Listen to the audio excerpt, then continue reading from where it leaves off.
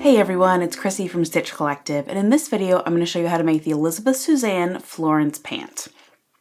The other thing that I'm going to add to this tutorial is I'm also going to show you how to include an inseam pocket to make the pants a little bit more functional, because the actual Elizabeth Suzann pant does not include a pocket in the design.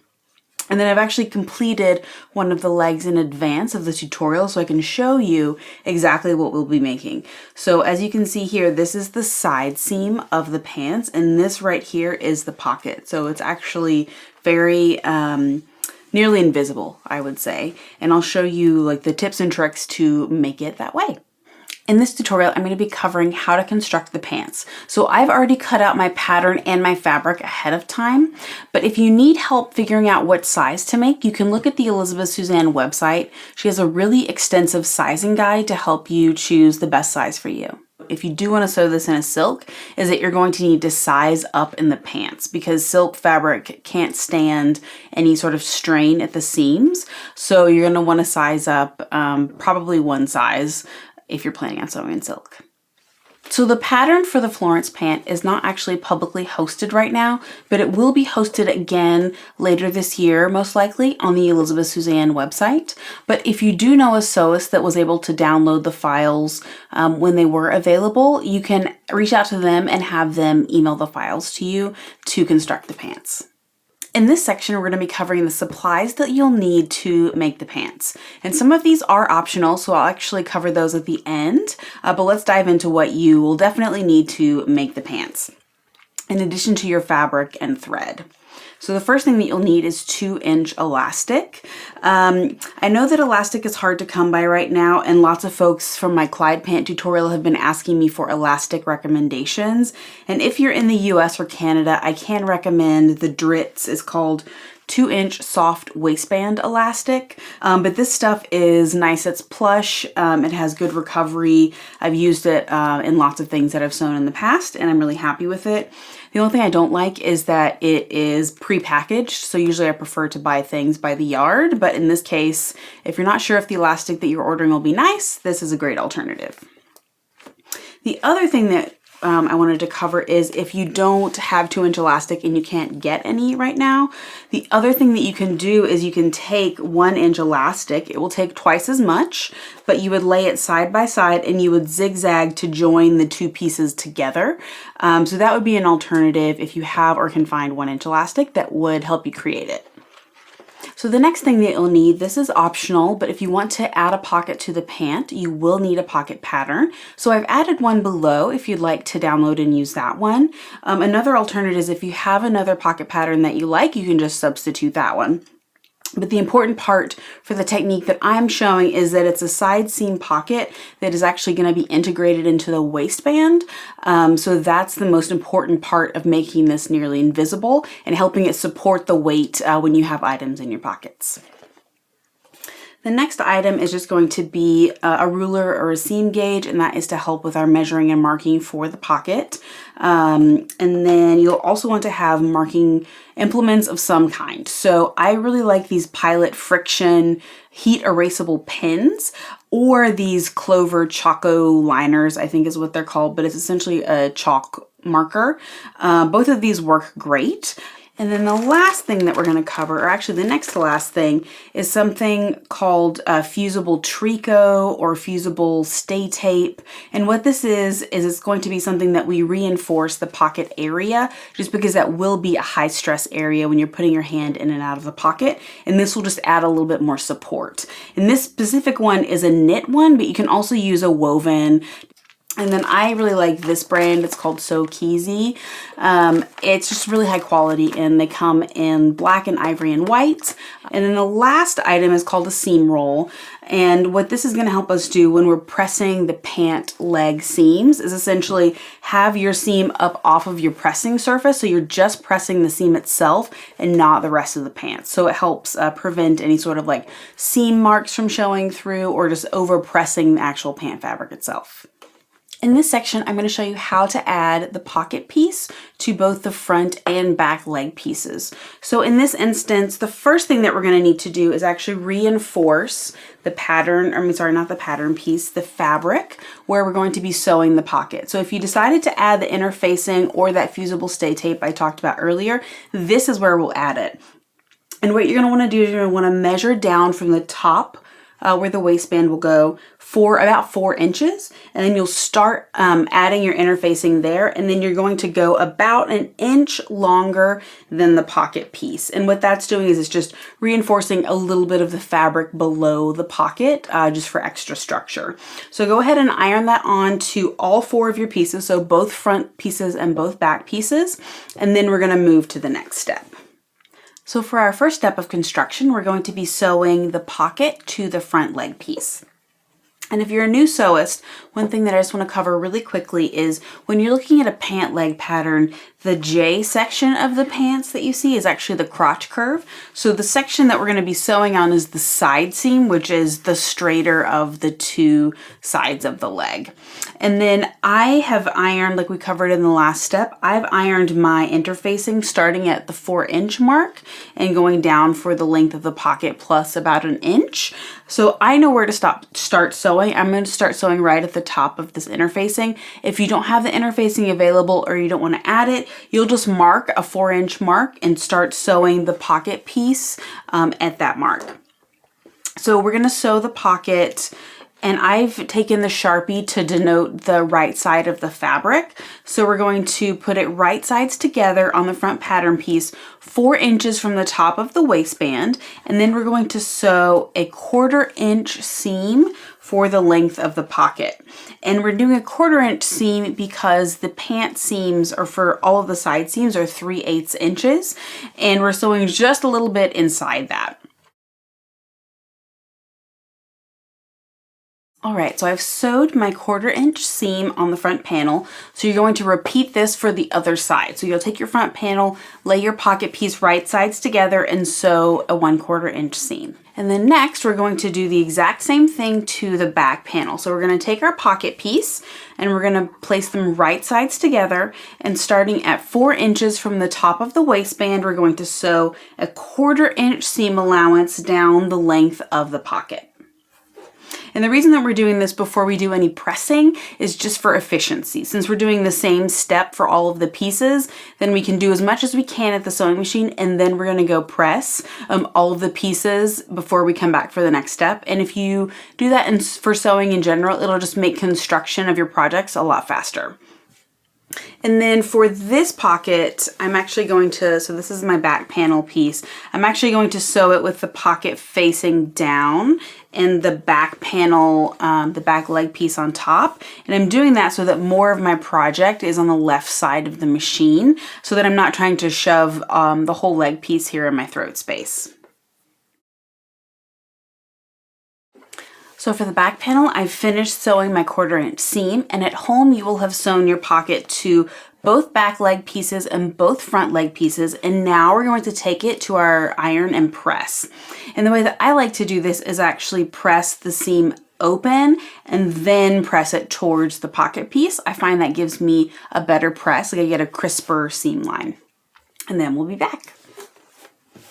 So I'm back from pressing, and again, I pressed all of the seams open, and then I pressed each one towards the pocket. And for our next step, I'm not finishing my seams in this video because I'm making a muslin, but you would want to go ahead and finish the seam right here, starting at about 1 inch above the pocket to 1 to 2 inches below the pocket, because after we do the next step, you're not going to be able to access this section anymore. So you could serge this or zigzag over the edge, however you want to finish it, go ahead and do that now. And then after you've done that, we're going to actually edge stitch all of the pockets. And so what edge stitching is taking your needle and stitching about a needle's width away from this seam line.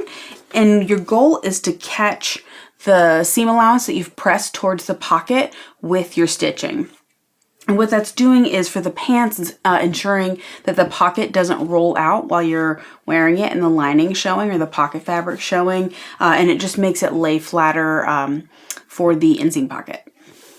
So with my presser foot, I have a notch in my foot that I can line up that's about 1/8 of an inch away. But if you don't have a 1/4 inch foot or like a handy notch on the presser foot that you like using, if you have a blind hem foot or an edge stitch foot, that's great because they typically have a blade and you can put the blade into the seam line to help you have more accurate stitching as you go through the edge stitching.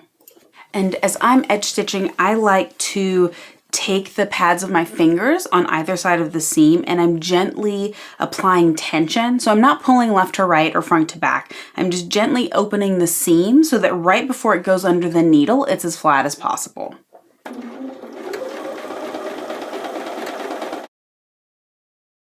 So I finished edge stitching my front pocket piece and I'm going to repeat the same step on the back. So at home you would do this on all of the rest of your pieces. One thing that I wanted to show you for this back leg section that I'm stitching is I'm actually starting for my edge stitching at the bottom of the pocket and working my way to the top of the pocket or towards the waistband. And again, that's just so that I don't have all of this fabric inside the throat space of the machine. It's okay to stitch seams in different directions so that you can essentially use more of your table space to support your project.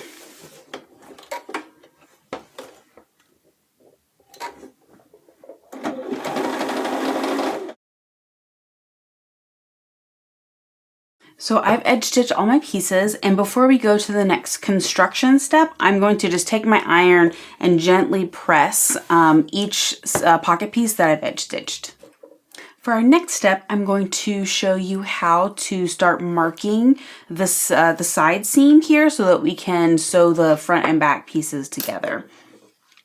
So on the pocket piece itself, there aren't markings for where to start and stop essentially sewing for the pocket opening. And that's because people have different size hands or you're gonna have different size preferences. So I know that for me, I like to have an opening that's 5.5 inches long that starts from about 4 inches from the top of the waistband. So that's what I've marked for myself.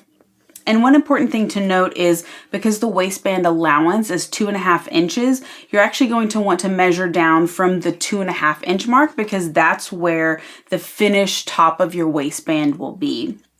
But if you're not sure how far down to go, you can just copy what I've done. So starting from the top of the waistband here, so 2.5 inches down, I measured 4 inches down, and then I measured 9.5 inches down from this mark. And so that's giving me a pocket opening that's 5.5 inches tall, and it will be 4 inches down from my waist because the pants are designed to sit at your natural waist. And the next step that we're going to do is actually mark with either your pen or your chalk, whatever you have to mark, a 3/8 inch stitch line starting from the top of the pocket going to the pocket opening, and then starting again from the bottom of the pocket opening down to the bottom of the pocket. Because we're doing that once we start stitching the pant legs together, we're not actually going to be able to use the stitch plate here as a reference. So we're just going to mark in our stitch line so we know where to go.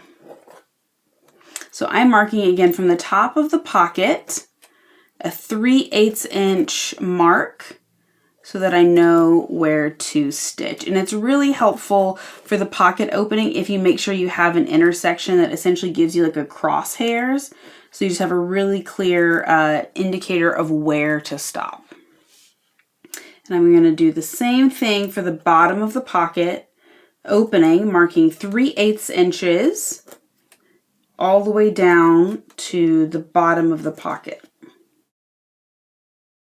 All right, the next step that we're going to do is actually taking a front leg piece to match up to our back leg piece, and we're going to sew the pocket seams into place and then sew the entire leg seam. So what I like to do is just starting at the top, I'm going to match it up, and then I'm going to match up the top of the pocket. And the thing that we need to make sure to do here is we're going to match up the seam lines where we've stitched. And then in general, I don't sew with pins, but this is actually a really helpful section to sew with pins. So I've matched up the top of the pocket. It's nice that we've edge stitched and the seams are pressed towards the pocket because you have essentially a ridge that you can use to like feel to match up if it's hard for you to see. And then I usually do 1 or 2 pins in this top section of the pocket seam. And then we're going to do 1 pin past where we're going to sew just to help keep the seam aligned. And then we're going to do the same for the bottom here.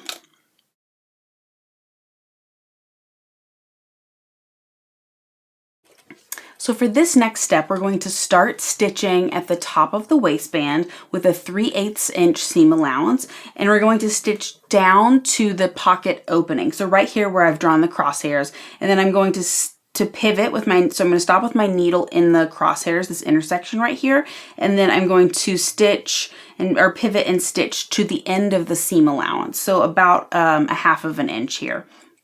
And then we're going to back stitch, so just essentially just stitch in reverse back to this intersection to help reinforce this area. And then we'll move to the next step.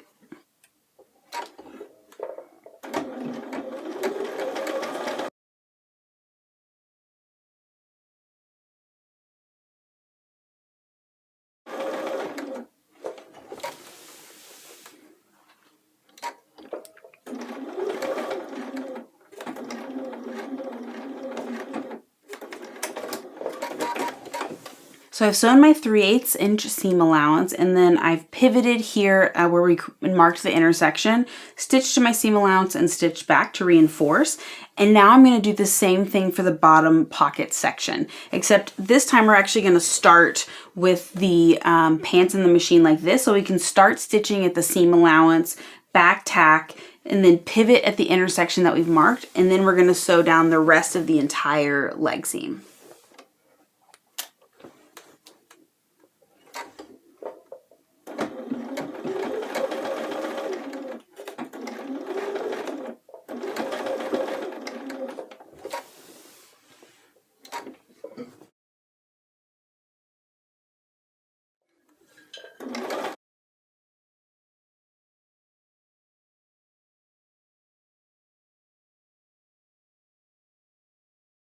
All right, so now we've stitched and essentially created our pocket opening within the side seam.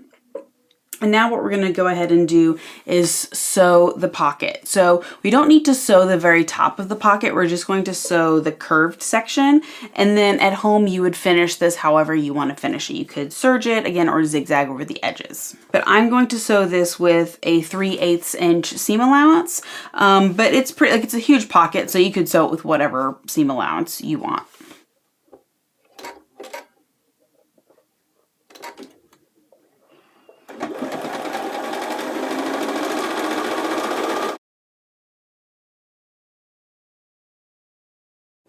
And now when I just stitched all the way around and then right up to, but not quite to the 3/8 inch seam line that we just stitched in the leg seam.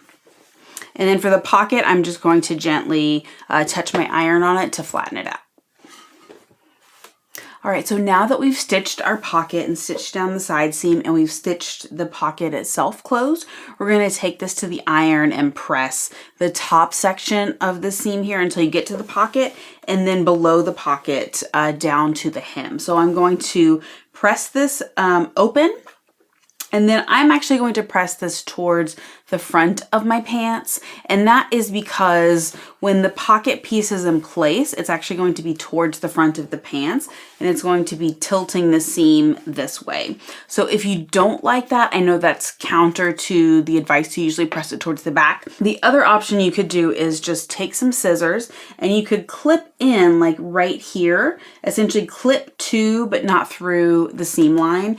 And then I would advise using like some fray check, which is essentially a product that you can put onto fabric to prevent it from unraveling, just to reinforce that area. And then you'd be able to press the seam in the other direction or press it open.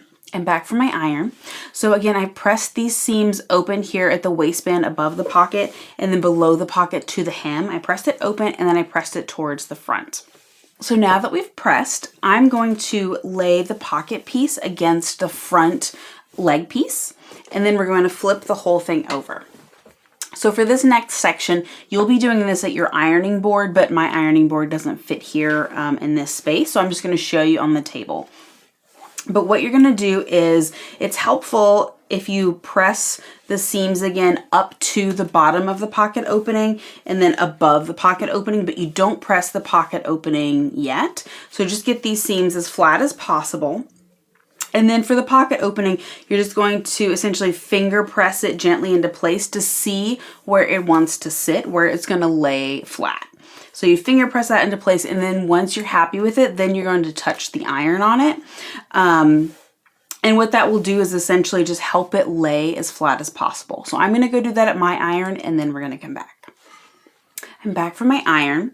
And so what I did again is I essentially finger pressed the pocket into place in terms of the seam allowance, and then gently touch the iron on it. And what you can see here is it's just laying super flat. And here is actually where the pocket is, but you can see that it's nearly invisible, which is awesome.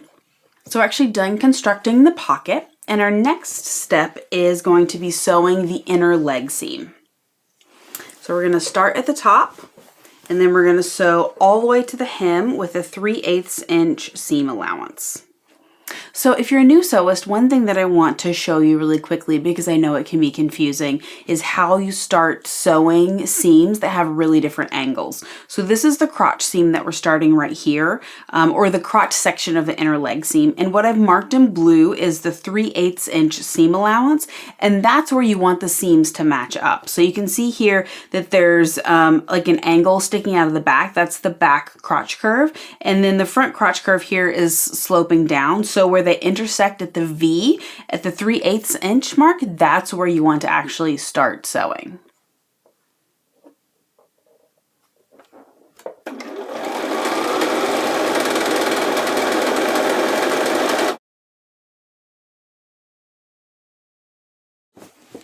So we've sewn the inner leg seam. Now I'm going to press this open, and then I'm going to press it towards the back leg. So I've pressed the leg seam open and towards the back of the pants. And then what you'll want to do next is go ahead and finish this seam. Now that we've finished sewing the inner leg seam on this one leg, at home you would go ahead and do this on your second leg and come back. And when we come back, we'll join the two legs together. So I have both of my pant legs now, and we're going to sew the crotch seam to join the legs together. And the way that I like to put the legs together is I turn one pant leg right side out, and then I put my arm inside. I'm holding the hem with my fingers, and then I have the inner leg seam against the inside of my arm. And then the other pant leg is inside out.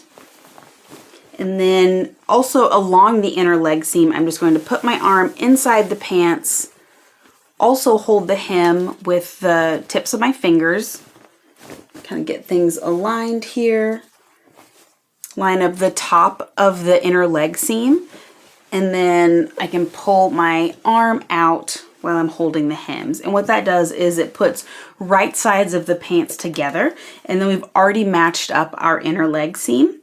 So at home, if you're sewing with pins, you can put a pin here to keep this together. But our next step will be starting at the top of the crotch curve.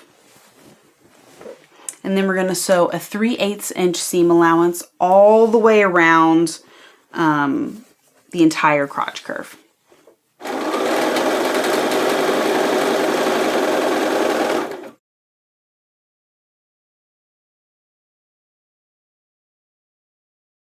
So I've sewn the entire way around the crotch curve. Let me lay it out here so you can see a little bit better from above. But now what I'm going to do is I'm going to take it to my iron, and same as always, press the seam open and then press it to one side. So it doesn't really matter which side you press it to. If you have a preference, just press it to that side. I'm back from pressing the crotch curve, and then the next step is going to be finishing the seam all the way around, and then we're going to top stitch. So we're going to top stitch about 1/4 inch away from the seam line. I'm using my 1/4 inch foot. If you have, again, similar to the edge stitching, if you have an edge stitching foot or a blind hem foot, you can use the blade on the foot to guide your stitching by having it resting in the seam line, and then using that as your reference point for stitching. And similar to edge stitching, I do like to have the pads of my fingers on either side of the seam, doing a similar motion where I'm just adding tension so that the seam is as flat as possible right before it goes under the needle.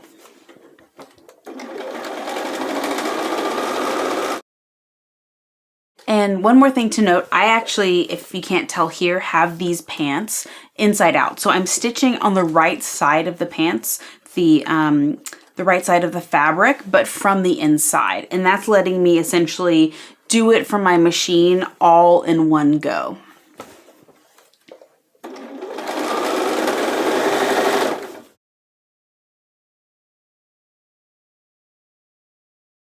So now that I've stitched, top stitch the crotch curve, I'm just gonna go and gently press this with my iron all the way around. So I've pressed the crotch curve all the way around, and then the next step is actually going to be hemming both legs. So the pattern has a hem allowance of 2.5 inches.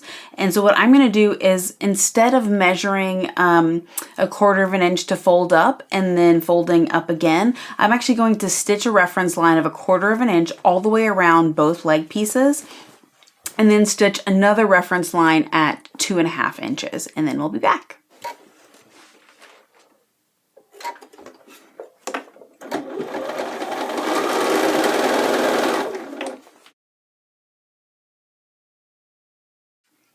So one tip that I wanted to show you for stitching the 2.5 inch reference line is actually to use painter's tape and measure out 2.5 inches from your needle, and then put that on the bed of your machine.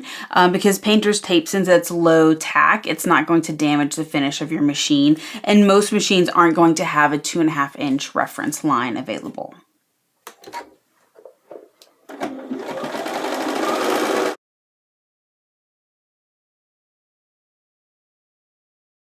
So I've sewn both of the reference lines for the hem at the 1/4 inch and then again at the 2.5. I'm planning on leaving these stitches in because no one's going to see them and it's not going to affect the drape of the hem. But if you wanted to take them out, what you could do before you sew it is actually loosen your top tension a setting or two and then lengthen your stitch length to as long as your machine can go. And that would make looser basting stitches that would be easier to take out. And then you could, if you don't want to do the stitches at all, still use your seam gauge and use that to press the seam allowances, but I just find this method a lot easier and faster. So now what I'm going to do is I'm going to go to my iron and I'm going to press at both of the reference lines. So press in 1/4 inch and then fold it up and press in at the 2.5 inch mark. So I'm back from pressing the hem, and as you can see, having the reference line just makes it really quick and easy at the iron to go ahead and get this pressed. And the next step that we're going to do is top stitch the hem. So to do that, we're actually going to turn the pants right side out so that we can top stitch from the inside.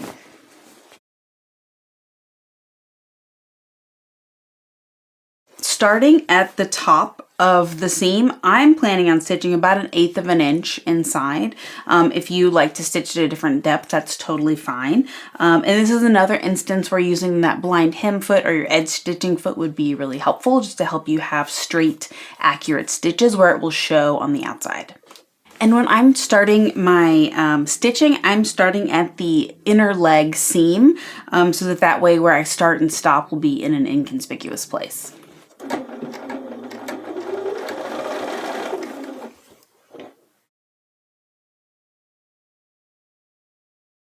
Now that our hems are top stitched, I'm going to take this to the iron and press. I like pressing from the inside, and then we're going to come back and do the last step, which is attaching the waistband. All right, we're at the last step, which is adding the waistband elastic to the waistband and top stitching. And what I've gone ahead and done is measured the elastic to my waist, and I've reduced it about 2 inches, and then I've overlapped it 1 inch and zigzagged it into place. And normally for my waistbands, I like to reduce it about 1 inch from my waist measurement, but this time I did 2, just because we are going to be top stitching the elastic, which does stretch it out a little bit. And so what we're going to do is make sure that you have a zigzag. And so I set my zigzag personally to as wide as my machine can go, which is 5.5 millimeters. And what we're going to do is a little bit different than what you're probably used to if you've followed home sewing patterns, because I'm going to have us attach the elastic directly to the pants instead of forming a casing, because I just find it faster and I find it more efficient. So the thing about this method though is, since we are attaching it directly to the pants, it's really important that you double check your elastic against your waist and make sure it's comfortable before you start, because it's much harder to undo if you decide that you don't like the size of the elastic when you're done. So the first step is we're going to quarter the elastic, which just means that we divide it into 4 equal sections and mark it either with a pen, or if you have like a chalk marker, you could use that to mark it as well. I'm personally going to use pens. And for the pants, we don't actually need to put pins because we already have seams at our 4 points. So we'll be matching up the pins that we add to the elastic to the front and back crotch seams, and then to the left and right side seams. So with my pins in place, what I'm going to do when I'm matching up is I'm actually going to have the elastic on the outside of the pants. And one thing that would be helpful is if you actually turn the pants inside out, which I forgot to tell you. And the reason I like to have the pants inside out is so that way it's just easier in terms of pinning the elastic to the right side of the pants, since it's on the inside. It's just less fiddly than trying to get the elastic around the outside of the pants. And then for the back, I'm going to match up where I've overlapped the elastic to the back crotch seam. And then the pins, I'm just going to go around and pin each seam. So once your elastic is pinned into place, you'll notice that it's a lot shorter than the actual fabric, and that's okay, because what we're going to do is we're actually going to stretch the elastic to fit the length of the fabric when we're zigzagging. And when I'm starting zigzagging, I'm going to be starting at the back, and then again, I've made my zigzag as wide as it'll go. But your aim is to get the zigzag to be about 1/4 of an inch wide. And when you're zigzagging, you're going to want to try to essentially have your needle just go over the edge of the elastic and the fabric, and then go in 1/4 of an inch, so that you're essentially finishing the fabric edge and wrapping it around the elastic as you zigzag. So I have my needle, I went ahead and lowered my needle into the elastic and the fabric. And what that's doing is, along with the foot being down, it's helping lock the project into the machine, so that when I'm essentially moving my hands around now to get to the second pin, it's not going to shift around and lose my place. So the next thing I'm going to do is I'm going to take my hands and I'm going to remove the next pin, and I'm going to hold my fingers there. And then I'm also going to hold the project from behind, and then I'm going to stretch the elastic to fit. And then once it's stretched to fit, then I'm going to zigzag over both edges. And if you need to, the other pro about having the needle down into the fabric is sometimes you need to kind of take your fingers and shift the elastic into place just to hold it down. And that's another way, just having the needle in the fabric just reinforces the strength of the machine in terms of how much it can hold the fabric in place. And then once I start zigzagging, again, I'm going to try to catch just over the edge of the fabric and the elastic.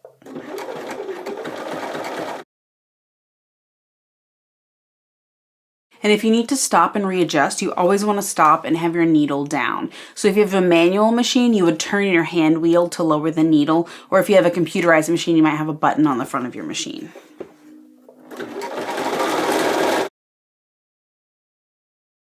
And so then once you reach one of the seams, you're going to go to your next pin, to your next matching point, and essentially repeat the process.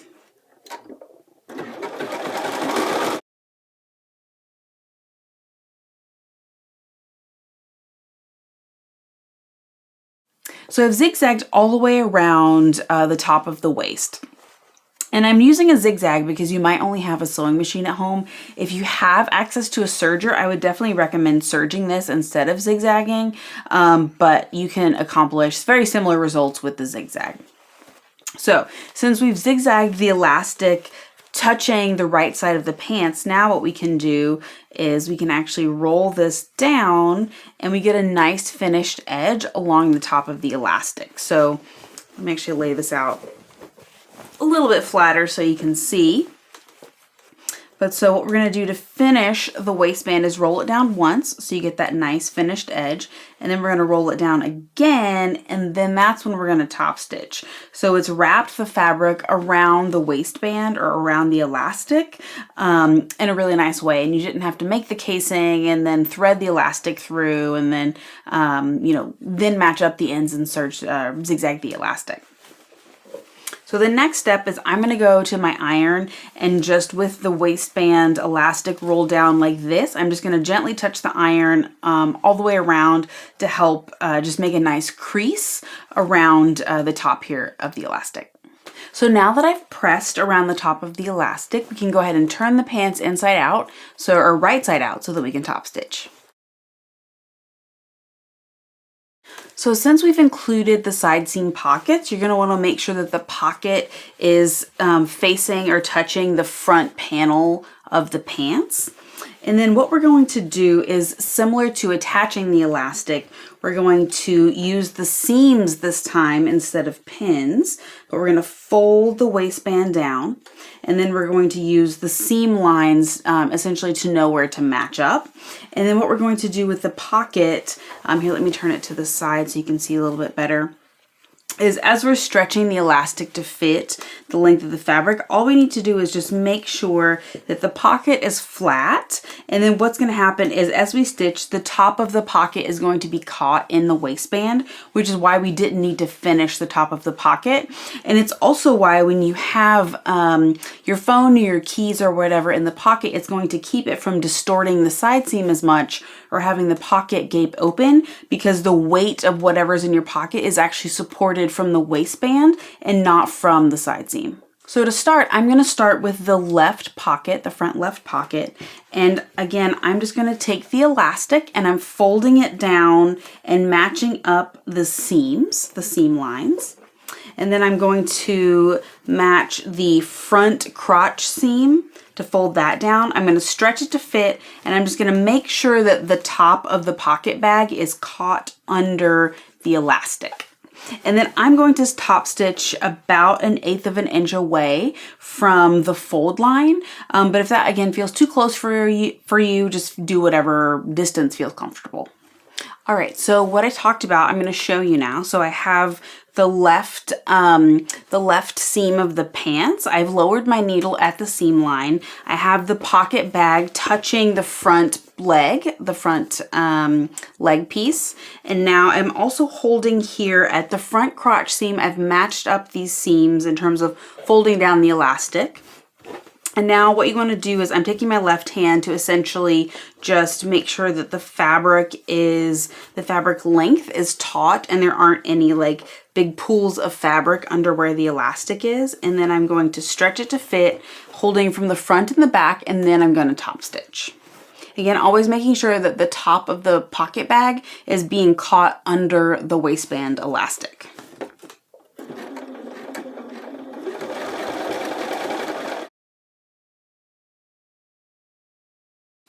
And then when you get to each seam, I think it's easy to stop and then essentially do your next match point of the next seam. So in this instance, for me, it's the right side seam of the pants. And so what I'm going to do here is, since I'm matching up the right side seam, similar to the left pocket, I'm just going to make sure that this right pocket is laying flat against the front of the pants, and that the top seam or the top opening of the pocket is going to be caught under the waistband elastic.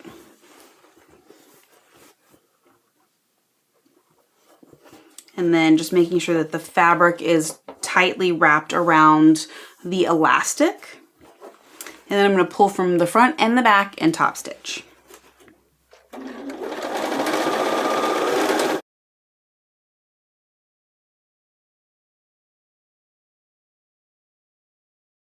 All right, that is our completed Florence pant.